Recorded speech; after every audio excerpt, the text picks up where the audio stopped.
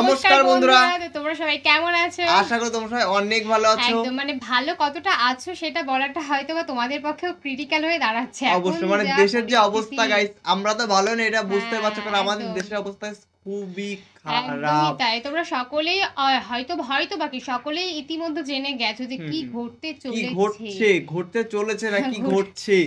Already guys যুদ্ধ আরম্ভ হয়ে গেছে, আমাদের টোটালটা অ্যালার্ট হয়ে গেছে যে সেফ। মানে হঠাৎ করে কিন্তু এরকম একটা ঘটনার সম্মুখীন আমাদের ভারত হলো, মানে পাকিস্তানের ক্ষেত্রে যে এরকম একটা ব্যাপার ঘটবে সেটা কিন্তু আমরা জানতাম না বা এরকম একটা ঘটনা ঘটতে চলেছে। একদমই তাই। তো মানে হট করে কিছুটা হয়ে গেল, মানে আগে এটা হয়েছিল বাংলাদেশের সাথে কিছু একটা হয়েছিল, মানে বাংলাদেশের যে যুদ্ধটা হয়েছিল, তো সেটা হয়তো এখন আমাদের এখানে চলেছে। মানে বলে না ভাগ্যের কাঁটা কখন ঘুরে যায় কেউ জানে না, অবশ্যই মানে কোনো গ্যারান্টি নেই গাইস কি হতে চলেছে, আদৌ কি আমরা থাকবো কি থাকবো না, এখন মানে টোটালি একদমই তাই, মানে পুরোপুরি আর কি মানে বেকায়দায় পড়ে গেছে। অবশ্যই। তো বলছে পাকিস্তানের গোপন অস্ত্রে ভয়াবহ ক্ষতির মুখে ভারত, নিরুপায় মোদি। গাইস তোমরা গাইস একটা কথা আছে না, সরকার কিন্তু সরকারের জায়গায় ঠিকই থাকবে, মধ্যবিত্ত মিডল দিয়ে গাইস মরবো কিন্তু আমরা সাধারণ জনগণদের কিন্তু ক্ষতিটা সবার চেয়ে বেশি হয়। তোমরা সকলেই জানো মানে কিছুই হবে না সরকাররা জাস্ট আমাদেরকে ঠেলে দেবে আর আমরা তো সেখানে যেতে বাধ্য হয়ে যাব। অবশ্যই গিয়ে আমাদেরই কিন্তু যত দেখো গাইস এসব যুদ্ধ সিরিয়াস না হওয়াটাই ভালো, মানে হলে তো পুরো শেষ, মানে কোথা থেকে কোন দিক থেকে বোম পড়বে কোনো গ্যারান্টি নেই। এই হঠাৎ কোথা থেকে কি হয়ে যাবে তা সেটা কেউই বলতে পারে না। সেটাই। তো আমরা সত্যি প্রে করছি যাতে যুদ্ধটা না হয় বা যতটুকু শুরু হয়েছে ততটুকু থেমে যায়, বা সেটা সকলকে মিলে করতে হবে, কারণ আমরা সাধারণ জনগণ আমরাই কিন্তু একমাত্র পারি। সেটাই। এবার হয়তো বা জানি না কতদূর কি হবে। তো গাইস ভিডিওটি তোমরা দেখো, তো অবশ্যই তোমাদের একটা আউট নলেজ অনেকটাই বাড়বে। ভিডিওটা দেখলে ভিডিওগুলো ডেসক্রিপশনে চলে আসবে, তোমরা সবাই প্লিজ গাইস তোমরা চেক আউট করে নাও। তো চলো গাইস বেশি কথা না বলে আজকের ভিডিওটি শুরু করা।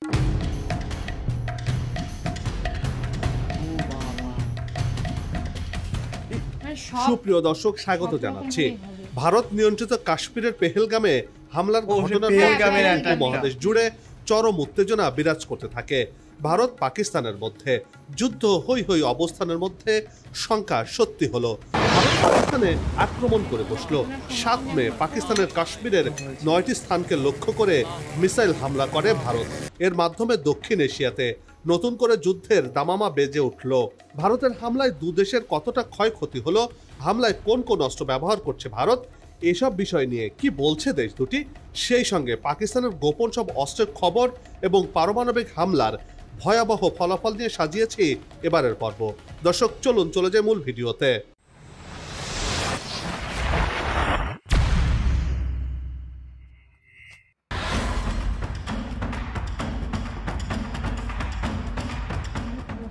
পাকিস্তানের পাঞ্জাব ও আজাদ কাশ্মীরের বেশ কয়েক জায়গায় ক্ষেপণাস্ত্র হামলা করেছে ভারত। এই হামলায় ভারতের বিমান, নৌ এবং স্থল বাহিনী একযোগে অংশ নিয়েছে।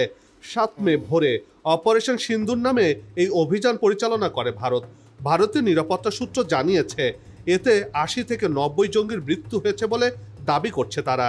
ভারতের সেনাবাহিনী দাবি করেছে এই অভিযানে জঙ্গি গোষ্ঠী জয়সি মোহাম্মদ, লস্করে তৈয়বা এবং হিজবুল মুজাহিদিন এর অন্তত 9টি ঘাঁটি ধ্বংস করা হয়েছে।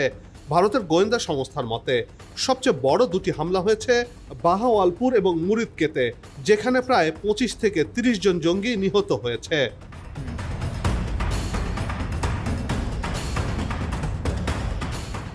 সংবাদ মাধ্যম ইন্ডিয়া টুডের খবরে বলা হয়েছে মুরিদকেতে অবস্থিত মসজিদ ও মার্কাজ তৈয়বা, যা লস্করে তৈয়বার আদর্শিক কেন্দ্র এবং দীর্ঘদিন ধরে পাকিস্তানের সন্ত্রাসের নার্সারি হিসেবে পরিচিত, সেটিকে সফলভাবে লক্ষ্যবস্তু করা হয়েছে এবং সেটাকে আঘাত করেছে ভারতীয় মিসাইল।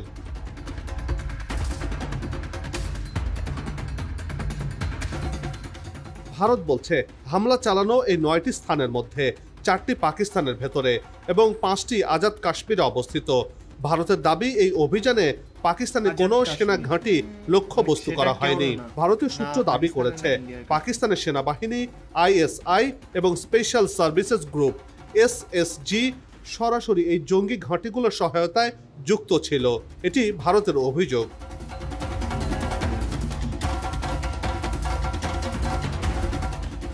ভারতীয় সেনাবাহিনীর সামাজিক মাধ্যম এক্সে একটি ভিডিও পোস্ট করে বলেছে ন্যায় বিচার প্রতিষ্ঠিত হয়েছে। অন্যদিকে পাকিস্তান দাবি করেছে যে এই হামলায় তাদের 8 বেসামরিক নাগরিক নিহত হয়েছেন, যার মধ্যে একজন শিশুও রয়েছে। পাকিস্তান এই ঘটনাকে সরাসরি যুদ্ধ ঘোষণা হিসেবে অভিহিত করেছে।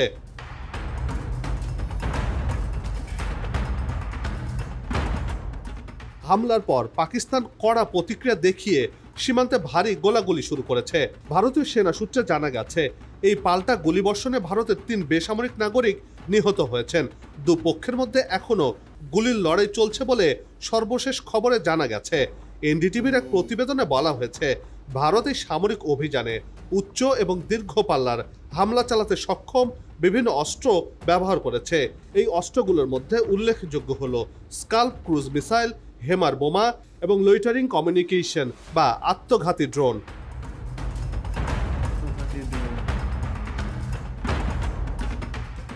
দর্শক, এবার একটু জেনে নেওয়া যাক এই অস্ত্রগুলোর শক্তি কেমন সেই সম্পর্কে। প্রথমে আসা যাক স্কাল্পের বিষয়ে। এটি একটি দীর্ঘ পাল্লার আকাশ থেকে নিক্ষেপণযোগ্য ক্রুজ মিসাইল, যেটি 250 কিলোমিটার পর্যন্ত অতিক্রম করতে পারে। এটি কৌশলগত লক্ষ্য বস্তুতে নির্ভুলভাবে আঘাত হানার জন্য ডিজাইন করা হয়েছে। এই মিসাইলটি মূলত বাংকার, সামরিক ঘাঁটি ও সুরক্ষিত অবকাঠামো ধ্বংস করতে ব্যবহৃত হয়। এবার আসা যাক হেমারের বিষয়ে। এই অস্ত্র হলো একটি স্মার্ট বোমা, যা নির্ভুলভাবে লক্ষ্যে আঘাত হানার জন্য ডিজাইন করা হয়েছে। এটি বিশেষভাবে শক্তিশালী অবকাঠামো, যেমন কংক্রিটে নির্মিত বাংকার এবং বহুতল ভবন ধ্বংসে ব্যবহার করা হয়। এই বোমা 50 থেকে 70 কিলোমিটার দূরত্ব পর্যন্ত লক্ষ্য বস্তুতে আঘাত হানতে সক্ষম।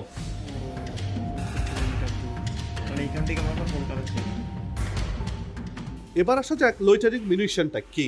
এই অস্ত্রকে প্রায় কামিজি ড্রোন নামে অভিহিত করা হয়।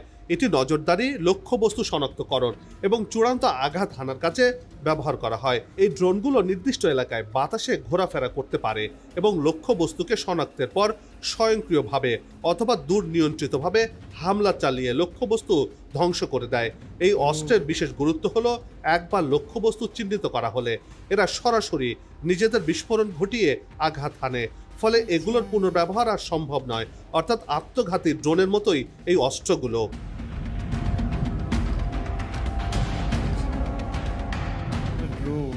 ভারতের এই হামলার পাল্টা জবাব দিয়েছে পাকিস্তান। ডনের এক প্রতিবেদনে বলা হয়েছে, ভারতের চালানো হামলার প্রতিশোধ হিসেবে দেশটির 5টি যুদ্ধবিমান ভূপাতিত করেছে পাকিস্তানের সেনাবাহিনী। অর্থাৎ এর মাধ্যমে ভারতের 5টি যুদ্ধবিমান ধ্বংস করেছে পাকিস্তান, যার মধ্যে রয়েছে 3টি রাফায়েল এবং রাশিয়ান তৈরি একটি করে SU অর্থাৎ সুখোই Su-30 ও MiG-29 যুদ্ধ বিমান। এই MiG-29 আবার সোভিয়েত আমলের তৈরি।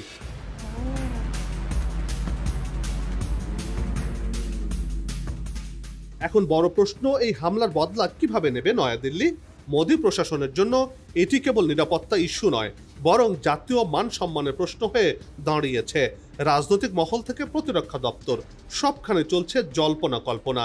এত কিছুর মাঝে পাকিস্তানের একটি গোপন অস্ত্রের খবর ঘুম কেড়ে নিয়েছে ভারতীয় জেনারেলদের। সেই হাতিয়ারটা কি? দর্শক, এবার চলুন সেই তথ্যগুলো জেনে আসা যাক।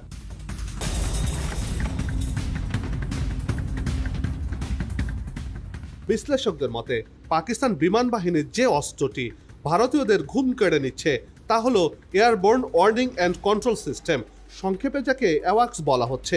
এটি মূলত একটি উড়ন্ত রাডার, যা বিমান বাহিনীকে দেয় কয়েক গুণ বাড়তি সক্ষমতা।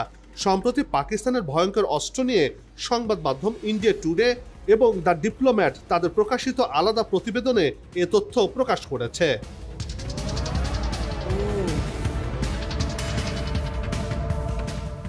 প্রতিবেদনে বলা হয়েছে, ইসলামাবাদের হাতে বর্তমানে অ্যাওয়াক্স সিস্টেম সহ 11টি যুদ্ধ বিমান রয়েছে। এসব বিমান পাকিস্তানের আকাশসীমায় টহল দেওয়ার সময় একটি মোবাইল কমান্ড সেন্টার হিসেবে কাজ করে থাকে। এতে বসানো রয়েছে সুইডেনে নির্মিত অত্যাধুনিক অ্যারে রাডার, যার ফলে মাঝ আকাশে যখন ভারতীয় জেট বিমান ঢোকে তখন সেগুলোকে দ্রুত শনাক্ত করে ফেলতে পারে পাকিস্তান। এর ফলে ভারত পাকিস্তান আক্রমণ করতে গেলেই তা প্রতিহত করার জন্য প্রস্তুতি নিতে পারবে বলে মনে করছেন বিশ্লেষকরা, যার কারণে ভারত পাকিস্তান থেকে এগিয়ে রয়েছে বলেও মনে করছেন তারা।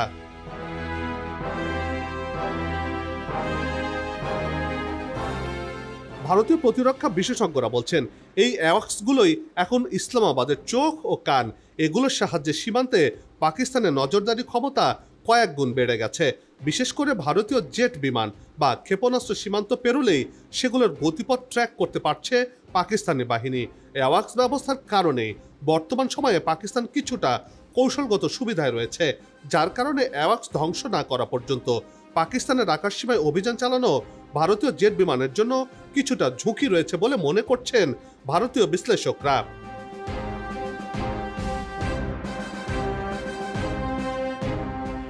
ভারতীয় যুদ্ধবিমান থেকে ছোড়া ক্ষেপণাস্ত্রকেও চিহ্নিত করতে সক্ষম এই উড়ান্ত রাডারগুলো। এর ফলে পাকিস্তানের থাকা বিভিন্ন এয়ার ডিফেন্স সিস্টেমকে সক্রিয় করা সহজ হয়, যার ফলে মাঝ আকাশেই সেই ক্ষেপণাস্ত্র ধ্বংস করার সুযোগ তৈরি হয়।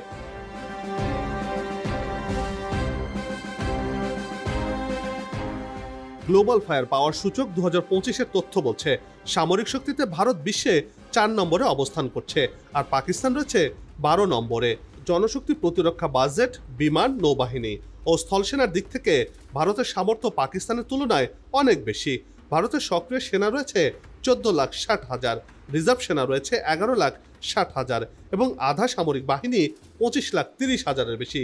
সব মিলিয়ে ভারতের সামরিক জনবল প্রায় 51 লাখেরও বেশি।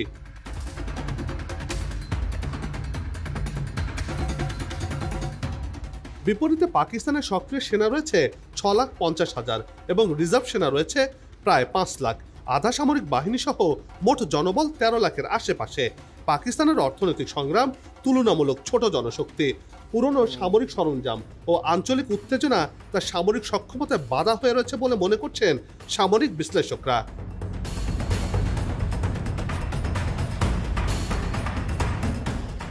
সামরিক সক্ষমতায় সামগ্রিকভাবে ভারত এগিয়ে থাকলেও পাকিস্তানে পারমাণবিক অস্ত্র এবং দ্রুত প্রতিক্রিয়া সক্ষমতা যে কোনো সংঘাতকে ভয়াবহ রূপ দিতে পারে। বিজ্ঞানীরা বলছেন, পারমাণবিক বোমার ফলে আগুন লেগে যাবে, সেই আগুন থেকে যে পরিমাণে ধোঁয়া তৈরি হবে সেটা ছড়িয়ে পড়বে সারা পৃথিবীতে।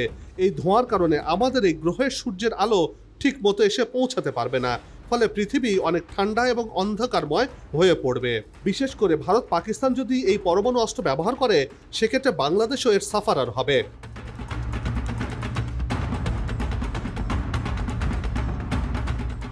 কূটনৈতিক তৎপরতার মাধ্যমে দুই দেশের যুদ্ধ যদি বন্ধ করা না যায়, তাহলে আগামীতে শুধু ভারত পাকিস্তান নয়, পুরো বিশ্বই ভয়াবহ বিপর্যয়ের মধ্যে পড়বে।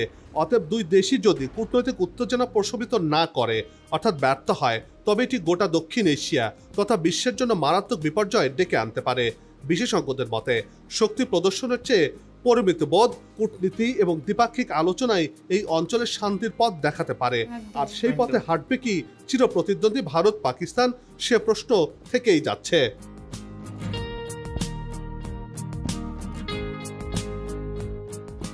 বন্ধ হোক যুদ্ধ, বিগ্রহ, হানাহানি, শান্তিময় হোক বিশ্ব।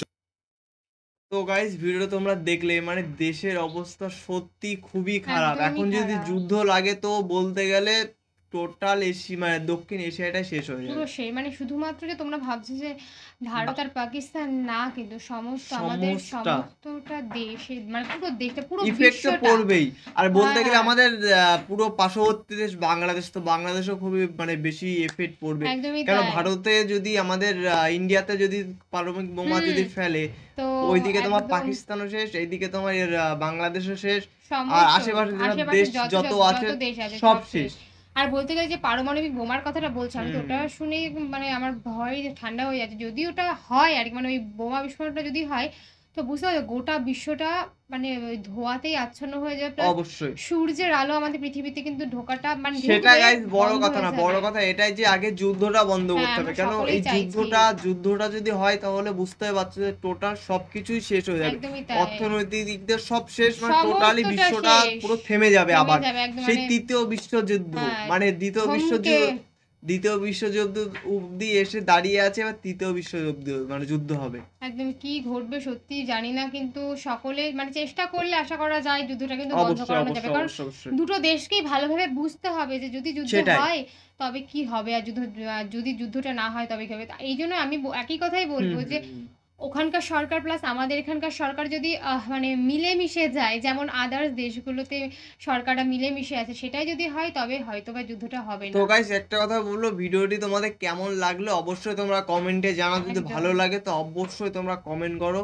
তো চলো গাইস, নতুন কোনো ধামাকাদার ভিডিওতে তোমাদের সাথে আবার দেখা হবে। আজকের মতন এইখানেই, টাটা।